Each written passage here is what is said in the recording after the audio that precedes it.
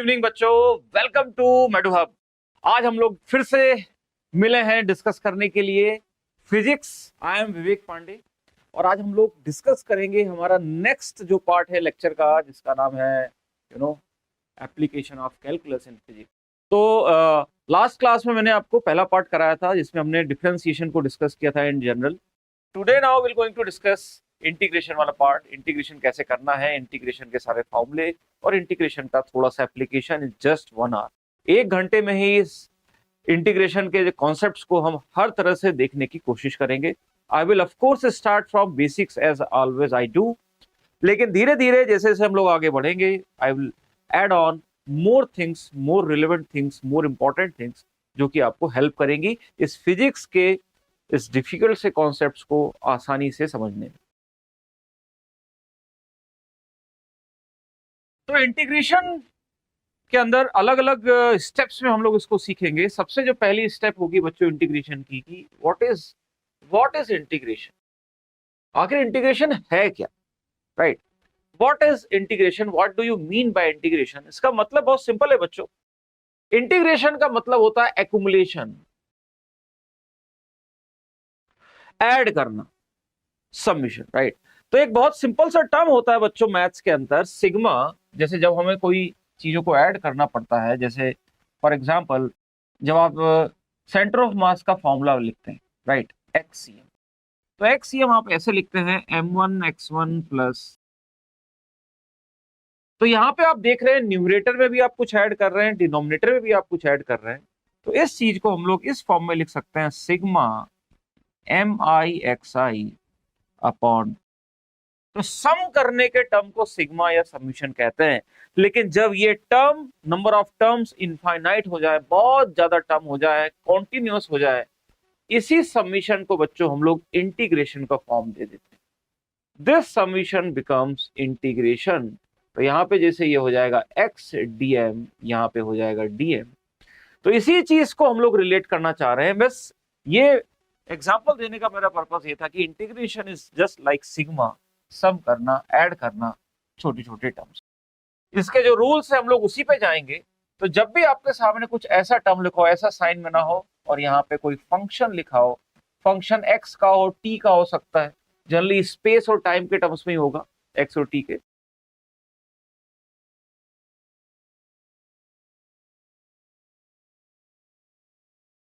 ध्यान रहे बच्चों, जनरली यहाँ पे दोनों फंक्शन सेम होने जरूरी हैं। अगर ये दोनों फंक्शन सेम नहीं है तो अपने को फिर उनको कन्वर्ट करना पड़ेगा। जैसे आप देखेंगे इंटीग्रल पीडीवी, तो this is integration of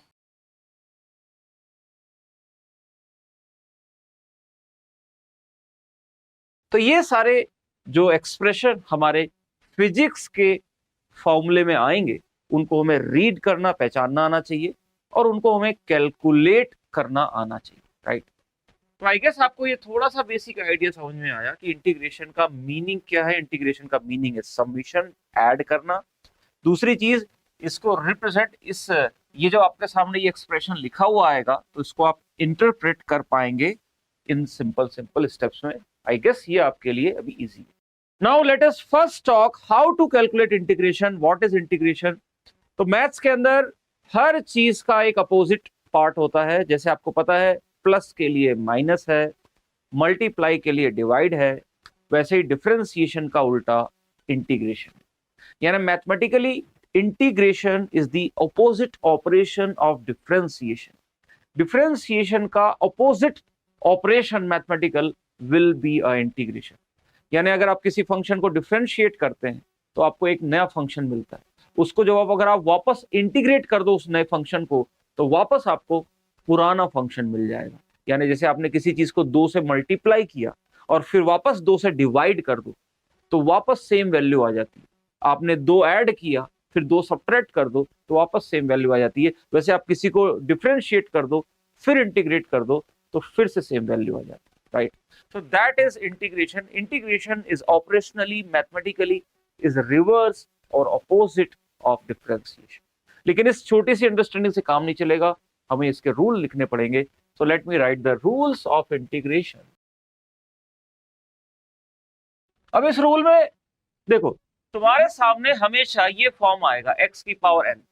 x या t की पावर n, तो तुम्हें हमेशा n आइडेंटिफाई करना है बच्चों। जैसे अगर मैं बात करूं कि 1/x क्या है, जैसे अगर मैं बात करूं रूट x क्या है, जैसे कि मैं बात करूं 1/x² लिखा हुआ है, तो इन सब में n आइडेंटिफाई करना जरूरी, या ये तीनों ऐड करके भी लिखे हुए हैं ऐसे करके, तो आपको इन तीनों को सेपरेटली देखना है, इन तीनों को सेपरेटली इंटीग्रेट करना आना चाहिए। उसके लिए इन तीनों को स्टैंडर्ड फॉर्म में कन्वर्ट करेंगे आप तुरंत।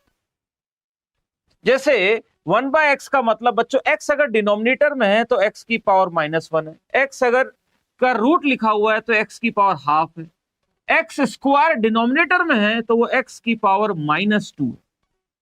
ये पहली स्टेप होती है, सबसे पहले इनको देखना, इनको आइडेंटिफाई करना, उसके बाद आप ये रूल लगाएंगे। तो रूल क्या बोलता है, अगर आपने आइडेंटिफाई कर लिया तो बिल्कुल अपोजिट है बच्चों, दिस बिकम्स x⁻n।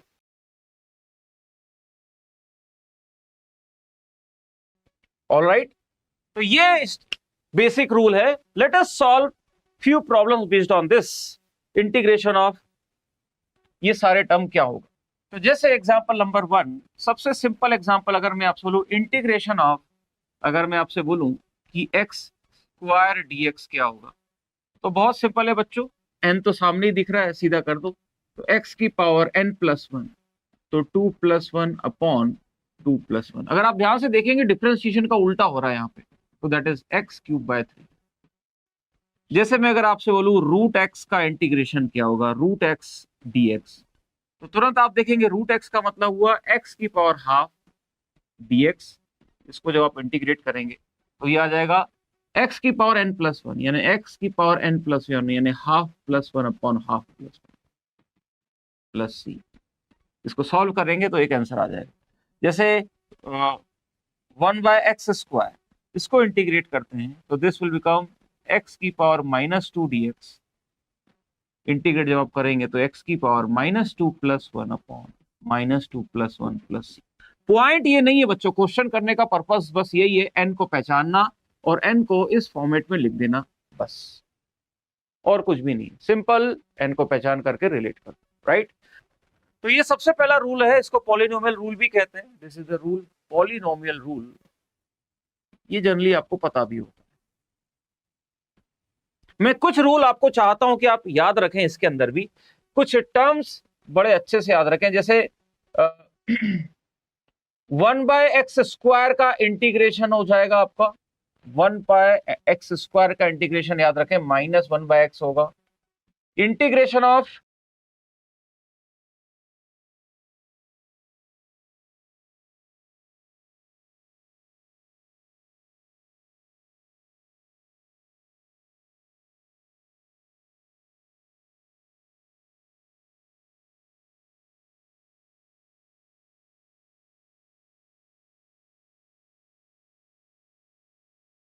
बड़ा इंपॉर्टेंट रूल है बच्चों, जरा इसको समझिए। ये बोलता है कि अगर मान लीजिए इंटीग्रेशन ऑफ आपने किया, आपको पता है e⁻x dx, ये रूल आपको पता है कि सर ये e⁻x होता है plus of course constant of integration. अब ध्यान से देखते जाओ बच्चों, बहुत सिंपल तरीके से मैं आपको ये रूल सिखा दूं। अगर इंटीग्रेशन ऑफ e⁻2x आ जाए तो क्या होगा। अगर इंटीग्रेशन ऑफ 2 × e⁻x आ जाए तो क्या होगा, जरा समझना, ये बहुत बारीक सा फर्क है। अगर इंटीग्रेशन ऑफ e⁻x +2 आ जाए तो क्या होगा, जरा ध्यान से देखो। मैंने आपको 3 जगह 2 लिखा है, सेम फंक्शन के अंदर एक बार x के साथ मल्टीप्लाई कर दिया, एक बार फंक्शन के साथ ही मल्टीप्लाई कर दिया, और एक बार ऐड कर दिया। ये 3 तरीकों के इंटीग्रेशन जरा समझो। यहाँ पे 2 अंदर मल्टीप्लाइड है, यहाँ पे 2 बाहर मल्टीप्लाइड है, और अंदर वहां पे 2 अंदर एडेड है। इन तीनों केस में इंटीग्रेशन के रूल क्या होंगे, जरा ध्यान से देखना। अगर अंदर 2 मल्टीप्लाइड है तो आपने एज इट इज इंटीग्रेशन कर देना है जैसे था। e⁻2x है तो 2x कर दो, लेकिन डिवाइड बाय भी 2 करना पड़ेगा। जरा समझो हमने क्या किया, e⁻2x dx को इंटीग्रेट किया तो e⁻2x बन गया, बाय 2 प्लस c कर दिया, बस। यानी अगर अंदर 2 मल्टीप्लाइड है, अंदर अंदर मतलब फंक्शन के अंदर 2 लिखा हुआ है तो डिवाइड करना है, डिफरेंशिएशन में हम मल्टीप्लाई करते हैं।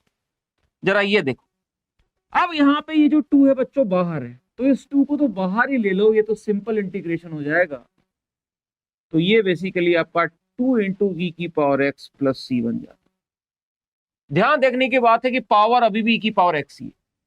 ऑलराइट, अच्छा इस वाले केस का सबसे इंटरेस्टिंग आंसर है 2 ऐड या सब्ट्रैक्ट करने से कोई फर्क नहीं पड़ता, वो ई रेस्ट पावर एक्स प्लस 2 ही रहेगा plus C.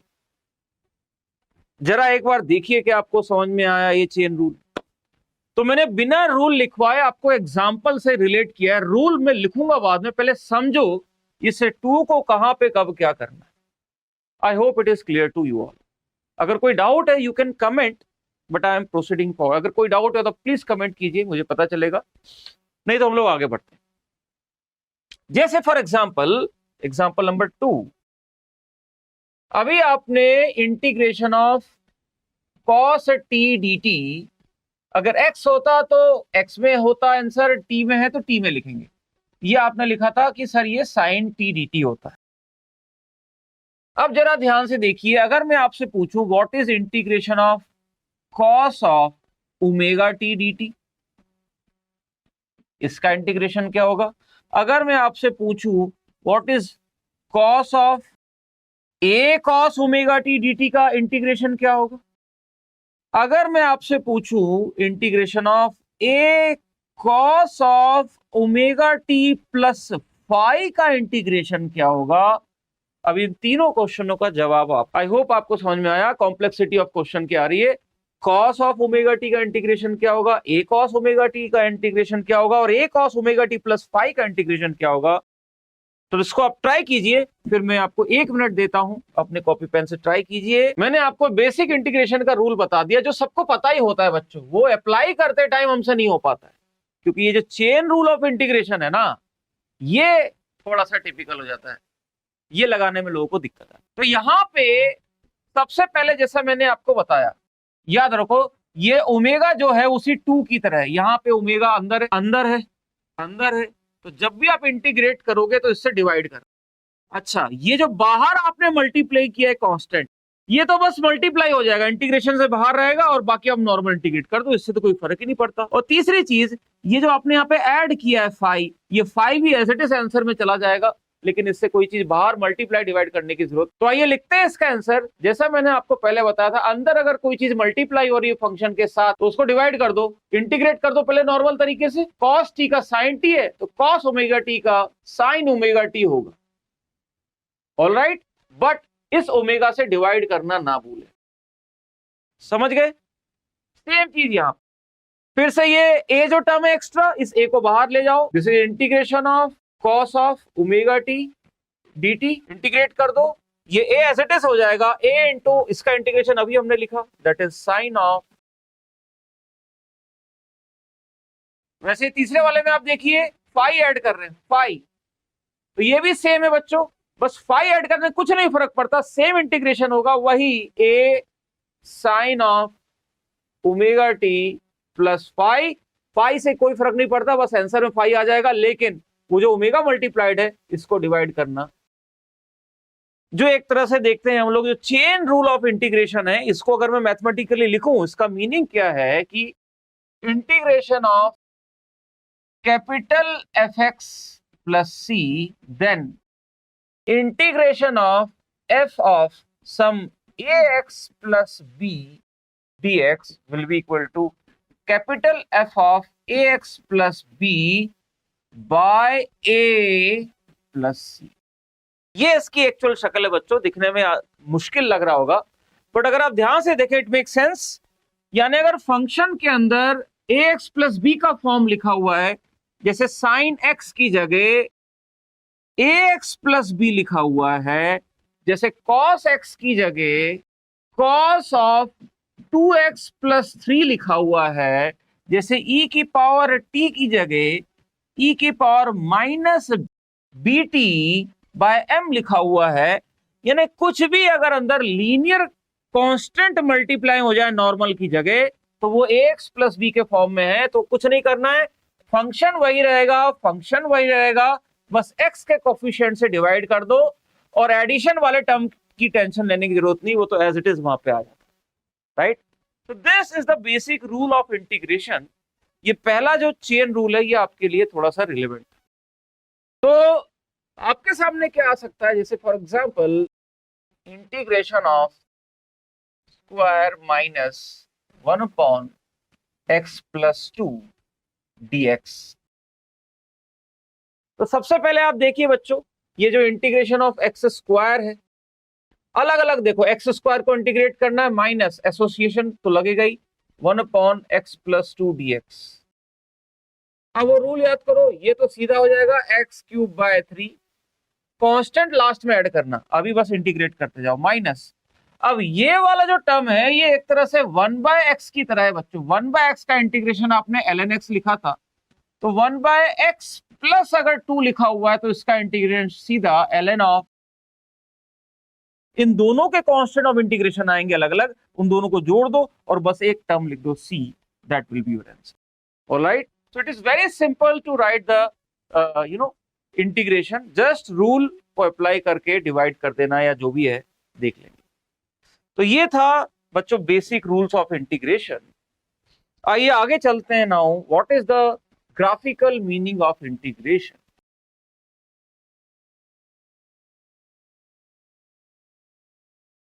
So now we're going to discuss the graphical meaning of integration. Let us try to understand कि ये क्या है, ये क्या बोलना चाह रहे हैं, इंटीग्रेशन है क्या। जैसे कैलकुलस वाज द कैलकुलस, जब हम डिफरेंशिएशन की बात कर रहे थे, that was the slope graphically. Integration क्या रिप्रेजेंट करता है?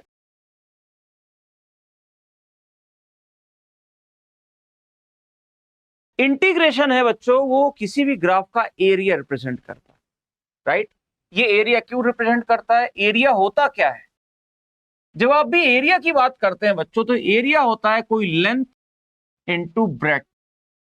अगर कोई मुझसे पूछे एरिया की डेफिनेशन क्या है, तो मैं तो बस ये लिखूंगा भाई ये लेंथ इनटू ब्रेड्थ।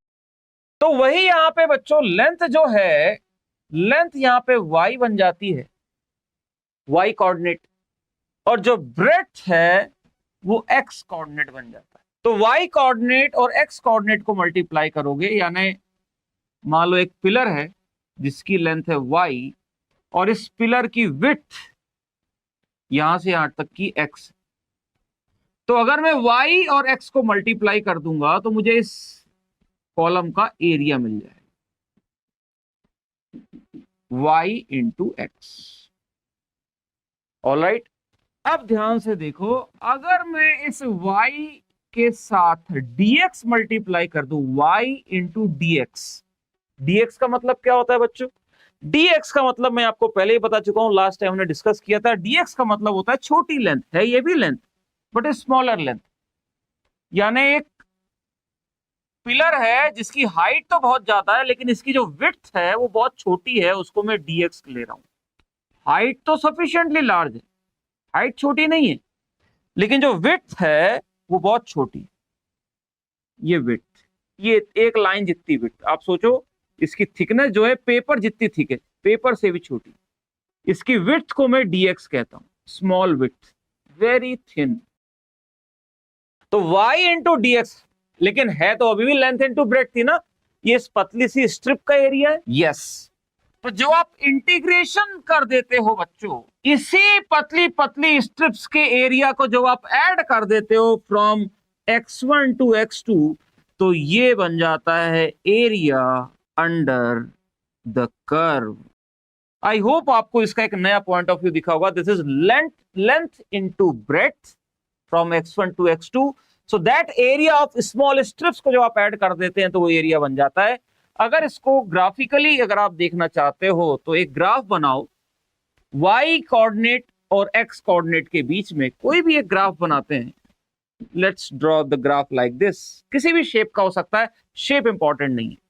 तो अब अगर मैं आपसे बात करूं कि ये x1 पॉइंट है और ये x2 पॉइंट है, x1 पॉइंट और x2 पॉइंट, आप देख सकते हैं कि ये जो पतली पतली स्ट्रिप्स बन रही हैं, ये जो ऐसी पतली पतली स्ट्रिप्स बन रही हैं, इन स्ट्रिप्स की जो हाइट है वो y कोऑर्डिनेट है, और इन स्ट्रिप्स की जो विड्थ है बेटा वो x कोऑर्डिनेट है। तो आप देख सकते हैं ये यहां से लेकर का ये जो एरिया है, this is the area under the curve. इस एरिया की वैल्यू ये इंटीग्रेशन देता है, ये पूरा एरिया दे देगा हमने ये पूरा एरिया अगर निकालना है, जो कि कोई स्टैंडर्ड शेप नहीं है, इस पूरे एरिया की वैल्यू इंटीग्रेशन के बराबर। तो आई होप आपको समझ में आया होगा कि इंटीग्रेशन क्या है। Integration is nothing but the area under the curve. क्यों? क्योंकि वो डेफिनेशन से दिख रहा है, लेंथ इनटू ब्रेड्थ। अब ये एरिया क्यों हो जाता है, इसके बारे में अगर आप ध्यान से देखें तो हमने क्या किया, x1 से लेकर के s2 तक हमने इसको बहुत सारी पतली पतली स्ट्रिप्स में डिवाइड कर दी। यहां तो मैंने 4 ही स्ट्रिप बनाई है, लेकिन आप इमेजिन करिए 4 की जगह अगर मैं 4 ट्रिलियन स्ट्रिप्स बना दूं, 4 trillion, so you can see every strip, इसमें से कोई भी स्ट्रिप की बात करूं, हर एक स्ट्रिप जो होगी उसकी जो थिकनेस हो जाएगी वो dx कहलाएगी, और उसका जो लेंथ हो जाएगी वो y कहलाएगी। अब ये जो y है ये बदल रहा है फ्रॉम x1 टू x2, तो अलग अलग स्ट्रिप के अलग अलग y होंगे, वही y आपका फंक्शन होगा। वो y डिपेंड करेगा कि ये फंक्शन क्या है। जैसे आपको दे दिया जाएगा y equal to x square, तो अपने आप इंटीग्रेशन हर जगह y की वैल्यू एक्स स्क्वायर के करस्पॉन्डिंग डाल देगा। y equal to x cube दे दिया, तो जो भी होगा वो आप इंटीग्रेशन में वो फंक्शन डालो और इंटीग्रेट कर दो अपने जो आपके रूल्स हैं, तो एग्जैक्टली ये जो चीज आएगी इंटीग्रेशन के बाद, तो वो exactly will represent the area under the curve. So रटने वाली बात, ये तो समझने वाली बात है, लेंथ इनटू ब्रेड्थ। ये जो आप अभी तक कैलकुलेट कर रहे थे इंटीग्रेशन से, वो जो इंटीग्रेशन ऑफ x की पावर n वाज x की power n plus 1 upon n plus 1, वो क्या था, वो एरिया था, एरिया अंडर द कर्व जिसका आप इंटीग्रेशन कर रहे हैं। साइन x का एरिया cos बन जाएगा, cos x का एरिया साइन बन जाएगा, तो वो एरिया का कैलकुलेशन ही चलता रहता है। यही है integration, accumulation, summation, summation of what, summations of the area of the strips. So now जब भी अगर मैं आपसे बोलूं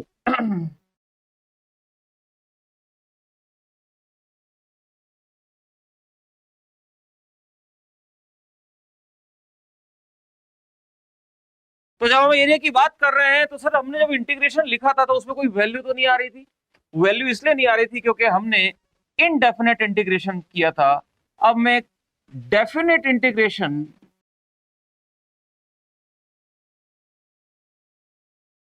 मतलब लिमिट इमिट पुट करना है आपको। अब जब आपके सामने इंटीग्रेशन ऑफ कुछ ऐसे लिखा हुआ है x1 टू x2 और आप इंटीग्रेट कर रहे हैं किसी फंक्शन को f(x) dx, लेट अस से इसका इंटीग्रेशन आ गया f(x), तो अब आप लिमिट पुट करोगे x1 और x2, ये लोअर लिमिट है, ये अपर लिमिट है, तो आपको ये x2 यहां पे डालना है, तो ये हो जाएगा f ऑफ x2 माइनस, फिर लोअर लिमिट डालनी है f of x1। Constant of integration यहाँ कैंसिल हो जाता है, तो this is called as definite. जैसे फॉर एग्जांपल आपने इंटीग्रेट किया x स्क्वायर को, लेकिन जब एरिया पूछा जाएगा तो बोला जाएगा भाई 0 से 1 तक के इंटीग्रेट करके बताइए, तो एक्स स्क्वायर को इंटीग्रेट कर दो। ये एक्स स्क्वायर है आपका एफ एक्स, इंटीग्रेट कर दोगे तो ये जो नया फंक्शन बना एक्स क्यूब बाय 3, इसको मैं कह रहा हूं कैपिटल एफ एक्स। अब इसमें लिमिट डाल दो, लोअर लिमिट है 0, अपर लिमिट है 1। इस 1 को यहाँ पे x की जगह डालो, तो क्या हो जाएगा वो 1 क्यूब बाय 3 माइनस, अब इस 0 को यहाँ पे x की जगह डालो, तो हो जाएगा वो 0 cube by 3। Constant of integration 0 होती है, 0 का तो 0 ही होगा, 1 का 1 ही होता है, तो आंसर आ गया 1/3। जैसे आप सबको साइन कर्व बनाना आता है, साइन फंक्शन का कर्व, लेट्स से ये साइन फंक्शन कर्व है, ये है t। सपोज अगर मुझसे कोई बोले कि भाई ये वाला एरिया निकाल के बताओ, फाइंड दिस एरिया, तो मेरे लिए एरिया का मतलब होता है इंटीग्रेशन। तो मैं तुरंत बोलूंगा ये जो एरिया है, एरिया अंडर द कर्व, इस कर्व के अंदर, क्योंकि ऊपर तो इनफाइनाइट है, ये एरिया के अंदर एक्स टी एक्सिस के साथ जो कर्व है उसका एरिया हो जाएगा साइन टी, साइन फंक्शन का इंटीग्रेशन टी के साथ करेंगे इस बार, क्योंकि सब टी में है। 0 से लिमिट कहां से कहां तक भाई, 0 से लेकर के पाई तक का एरिया ही मांग रहा है, तो यहाँ पे अपर लिमिट 0 से पाई हुई। अब हमें बस रूल पता होना चाहिए, साइन टी का इंटीग्रेशन माइनस कॉस टी होता है, और उसके बाद ये हो गया हमारा लिमिट 0 से पाई, डाल दीजिए, तो minus cos of pi minus cos of 0। Simple ये हो जाएगा। तो जो आप इसको वैल्यू डालेंगे, this will become minus cos pi की वैल्यू भी -1 हुई, कॉस 0 की वैल्यू 1 होगी, 1 - 1, तो आप देखेंगे इसकी वैल्यू निकल के आई 2। ऑलराइट बच्चों, सिंपल है, यानी area under the curve he integration है। जैसे अगर मैं आपसे बोलूं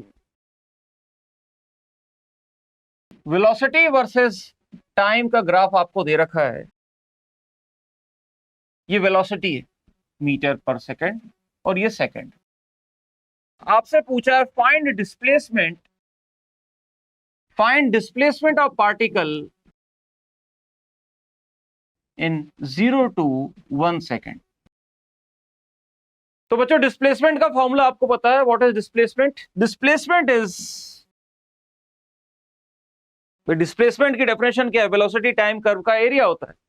तो यानी this is nothing but integration of v dt from 0 to 1। और वैसे भी आप देख सकते हैं डिस्प्लेसमेंट क्या होता था? Speed into time. याद आया? Velocity into time. लेकिन अब वेलोसिटी को टाइम से डायरेक्टली मल्टीप्लाई नहीं कर सकते क्योंकि वेलोसिटी वेरिएबल है।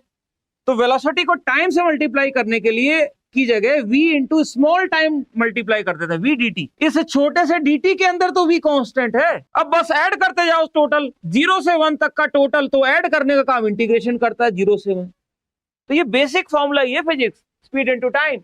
बस v इंटू टी की जगह v into D T, because v is variable. अब यहाँ पे v का फंक्शन डाल दो, तो इंटीग्रेशन 0 से 1 v dt is root of 2 under root T D T. अब जब आप इसको इंटीग्रेट करेंगे बच्चों, 2 बाहर आ जाएगा, वो रूल तो आपको लगाना ही पड़ेगा, इंटीग्रेशन ऑफ टी की power half D T from 0 to 1। तो जब आप इसको इंटीग्रेट करेंगे ये हो जाएगा 2 इंटू टी की power 3/2 upon 3/2, limit 0 to 1। Constant हम सारे बाहर ले जाओ, तो ये हो जाएगा 4/3। लिमिट डाल देते हैं, अपर लिमिट 1 डालेंगे तो 1 की पावर 3/2 तो वही रहेगा, माइनस 0 डालोगे 0 की पावर 3/2, कोई फर्क नहीं पड़ता। तो आपका आंसर आ जाएगा 4/3 मीटर्स। यानी डिस्प्लेसमेंट जो हुआ which is area under this curve which is v dt is nothing but 4/3, right. जैसे और देखिए,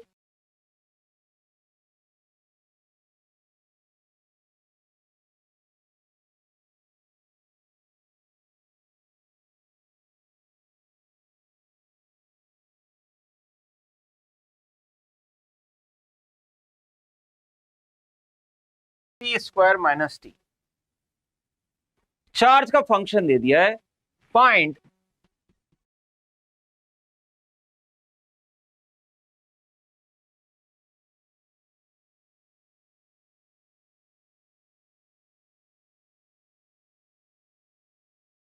right, so current is dq/dt।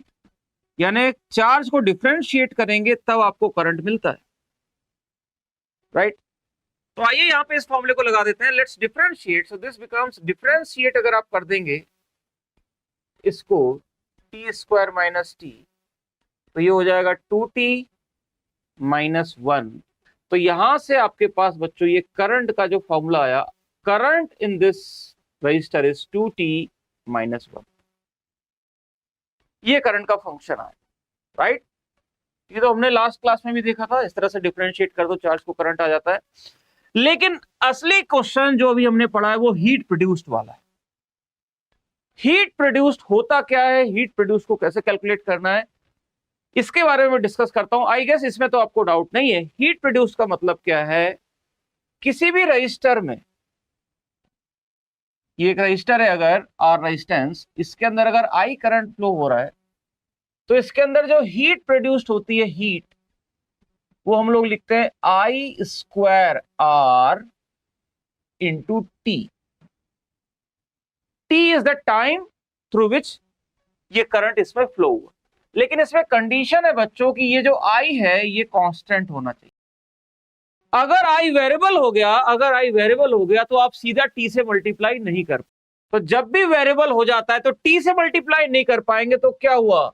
Formula तो मैं वही लिखूंगा, I² टी की जगह मैं लिख दूंगा सिर्फ बच्चों dt। अरे dt के अंदर तो आई कांस्टेंट मान सकता हूं ना, dt एक बहुत छोटा इंटरवल है, 0 से बड़ा लेकिन दुनिया के सारे वैल्यू से छोटा।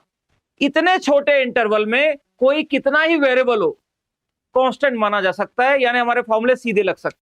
तो इस छोटे से इंटरवल में तो हमारा फॉर्मूला वही लग जाएगा, तो I square R into T की जगह I square R into D T, और ये डी टी हटेगा कैसे, इंटीग्रेशन से, इंटीग्रेशन फ्रॉम 0 to 1। तो जब भी चीजें वेरी होने लगती हैं तो घबराने की जरूरत नहीं है, वही आपके बेसिक फॉर्मूले लग जाएंगे, बस उसमें इंटीग्रेशन टी की जगह डी टी, एक्स की जगह डी एक्स आ जाएगा।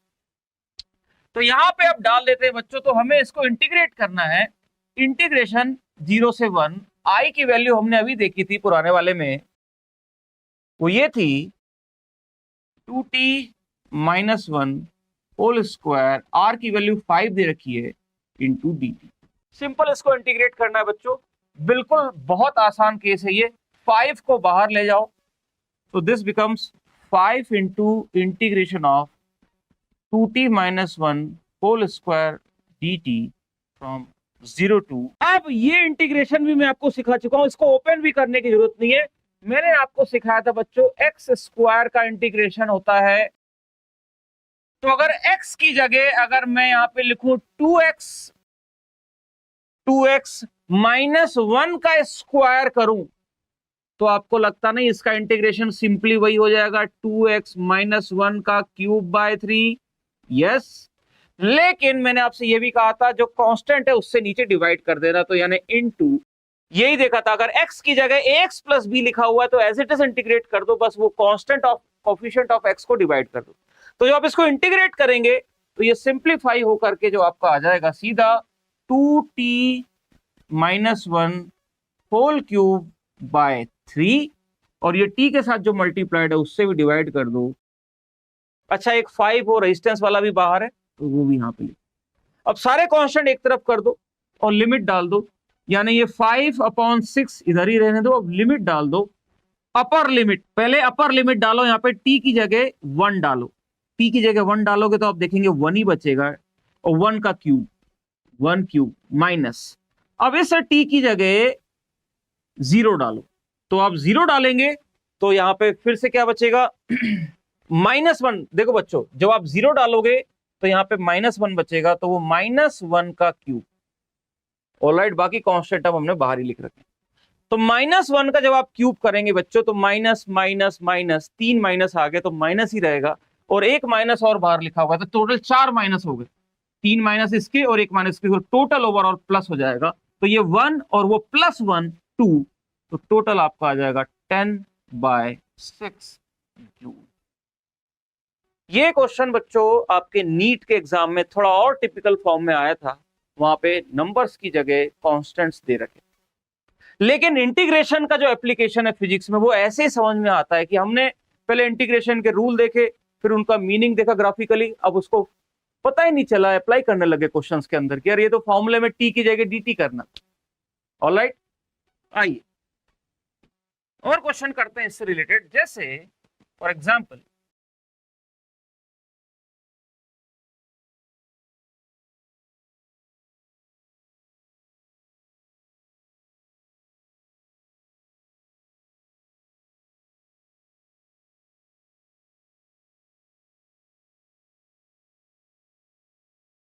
कि भाई एक ये एक्सेलरेशन का वेरिएबल वो दे दिया और आपसे पूछा है कि बताओ कितनी देर में जा करके इसकी वेलोसिटी हाफ ऑफ हो जाए। अब बच्चों जब भी ऐसा क्वेश्चन आए तो आपके सामने तुरंत वो एक्सेलरेशन की दोनों डिफरेंस वो इक्वेशन आनी चाहिए, एक तो dv बाई dt और एक a जो होता था v into dv by dx। ये दोनों आपके पास है, इनमें से आपको कोई एक चूज करना है। याद रखें यहां पे इंफॉर्मेशन डिस्टेंस पूछा है, डिस्टेंस मतलब x, तो डिस्टेंस वाला फॉर्मूला यूज करेंगे, टाइम वाला नहीं यूज करेंगे, you will use this formula. Right, ये फॉर्मूला क्या है, सीधा आप लिखेंगे a is equal to v into dv by dx। अब dv और dx को इधर तो ले जाओ, तो ये a into dx will be equal to v into dv। अब जैसे ही आपको dx और dv अलग अलग हो गए, अब दोनों तरफ लगा दीजिए इंटीग्रेशन का साइन। यहां पे आप लिखेंगे 0 से x और यहाँ पे आप ध्यान से लिखेंगे, जब स्टार्टिंग में डिस्प्लेसमेंट 0 था तो स्टार्टिंग की वेलोसिटी 0 नहीं v0 थी, और बाद में वेलोसिटी घट करके v0/2 हो गई। खत्म। अब इंटीग्रेट करना रह गया, ए का फंक्शन यहाँ पे डाल दो। तो ए का फंक्शन आप जब यहाँ पे डालेंगे तो दैट बिकम्स इंटीग्रेशन 0 से x, that is minus bv square into dx will B. अच्छा एक मिनट, लिमिट डालने से पहले बच्चों इसको थोड़ा सा सिंप्लीफाई करते हैं, नहीं तो यहाँ से मुश्किल लगेगा। सबसे पहले ही फंक्शन डाल दो, तो ये a dx equal to v dv हुआ। इंटीग्रेशन का साइन डालने से पहले ही फंक्शन डाल दो, a का फंक्शन यही डाल दो, तो ये हो जाएगा minus bv square times dx is equal to v dv। इस v से एक v कट गया। अब याद रहे v dv के साथ होना चाहिए और x dx के साथ होना चाहिए, तो x तो है नहीं तो dx तो अकेला बच गया, लेकिन जो v है उसको dv के पास ले जाओ, तो वो हो गया dv बाय v। इसको कहते हैं सिंप्लीफिकेशन, यानी x और v को अलग अलग कर दिया। ये करने के बाद ही इंटीग्रेशन का साइन लगाना, नहीं तो फंस जाओगे। पहले v और dv को अलग कर लो और x और dx को अलग कर लो। अब आराम से साइन लगाओ, v0 से v0/2 एंड ये हो जाएगा 0 से x। तो आइए अब दोनों तरफ इंटीग्रेट करना है, तो पहले वाले टर्म में हो जाएगा minus b into X will be equal to, इस वाले में हो जाएगा बच्चों ln 1/x का इंटीग्रेशन ln x था, तो 1/v का इंटीग्रेशन ln v हो जाएगा, तो ये हो जाएगा ln v limit from v0 to v0/2। Limit डाल दीजिए तो ये हो जाएगा minus bx equal to ln upper limit v0/2 minus. तो अब ln में भी बच्चों एक रूल होता है, ln of a minus ln of b। जब भी ln के अंदर डिफरेंस आ जाए तो याद रहे एक सिंगल ln में इन दोनों को डिवाइड कर देते। तो अगर यहाँ पे ln of v0/2 minus ln of v0 लिखा हुआ है तो आप इनको क्लब करके डिवाइड कर सकते, राइट। पहले ये माइनस साइन को भी इधर उधर ले जाएं, ये माइनस साइन को इधर ले आओ, ये सब इधर ले जाओ, तो ये हो जाएगा ln v0 minus ln v0/2 will be equal to bx। इनको कंबाइन कर दो तो ये हो जाएगा ln v0/2 will be equal to bx। तो यहां से अपने पास x की वैल्यू आ जाएगी, that is x will be equal to ln 2/b। काफी मैंने कॉम्प्लेक्स क्वेश्चन दिया था, पर्पस था, ये भी आपके एग्जाम में आ चुका है। तो आप देख सकते हैं कि नीट के अंदर नॉर्मल क्वेश्चन ही नहीं, ऐसे टिपिकल क्वेश्चन भी आ रहे हैं, राइट। बट फिर भी सारे क्वेश्चन ऐसे नहीं आ रहे हैं। ये जो आ रहे हैं अगर इन्हीं को तुम अच्छे से सीख लो तो तुम्हारे बाकी जो 90% के क्वेश्चन वो आसान लगेंगे। इनको छोड़ना नहीं है बच्चों, इनको करना है। भले एक बार देख के करो, फिर खुद से करो, फिर एक बार सॉल्यूशन देखो, व्हाटएवर, बट एक दो बार इसको आपके हाथ से निकल जाने चाहिए, क्योंकि जब आप इस लेवल पे अपनी स्ट्रेंथ डेवलप कर लोगे तो आपको बाकी नीट के क्वेश्चन आसान लगेंगे, राइट। आइए इसको खत्म करने से पहले एक और सिमिलर सा क्वेश्चन करते हैं और उसके बाद इसको खत्म करते हैं। जैसे अगर मैं आपसे पूछूं अ बोट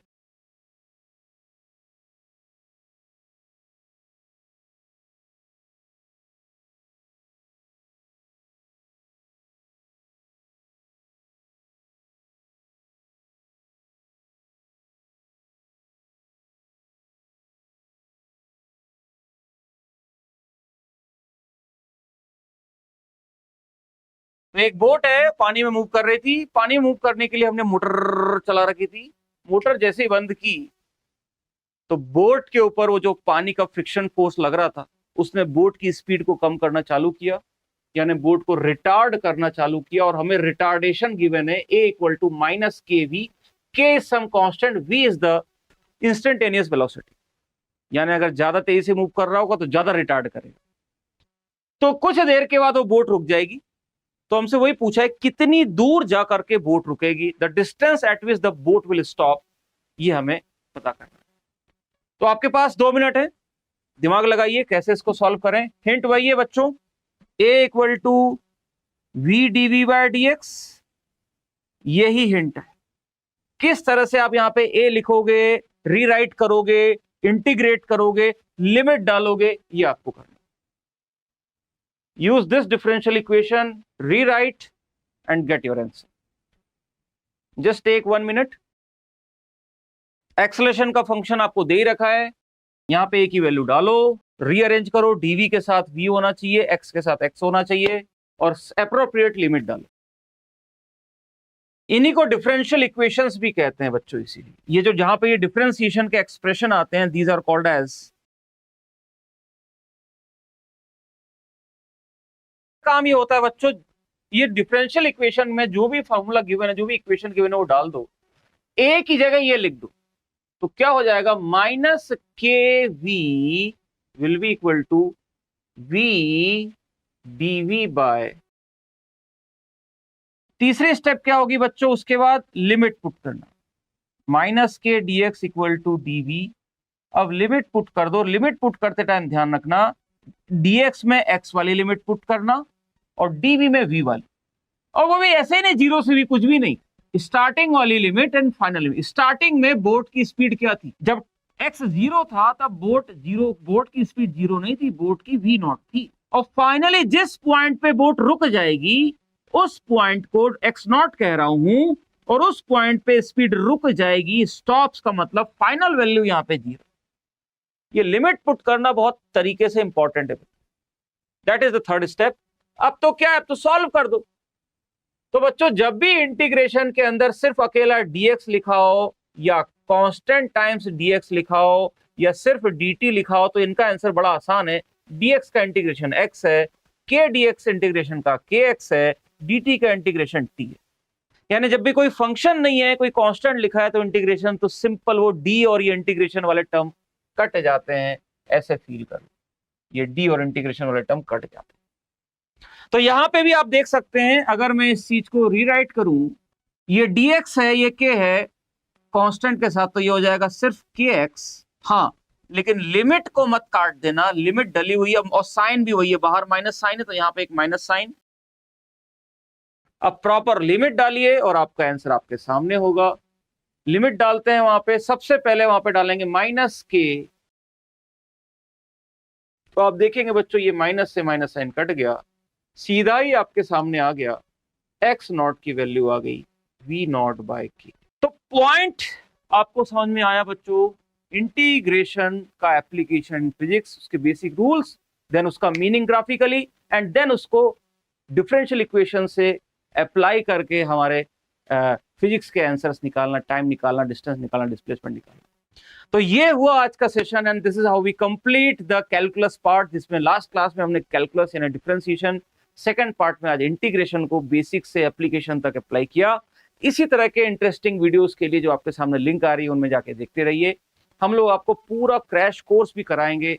अभी ये जो वीडियोस आ रहे हैं इनका पर्पज ये है कि आपको, आपके साथ फेमिलियरिटी बढ़े, थोड़ा आपको पता चले कि कौन पढ़ा रहा है, क्या पढ़ा रहा है। Very soon we're going to bring the complete crash course. Everything will be taught in a very concise, very precise and a very effective way, जो कि आपके नीट के एग्जाम के रिवीजन में बहुत हेल्पफुल होगा। Assignments, test, everything will be provided. So yes, it was fun. Thank you so much. We'll meet again next Monday with Vivek Pandey in Medu Hub. Thank you.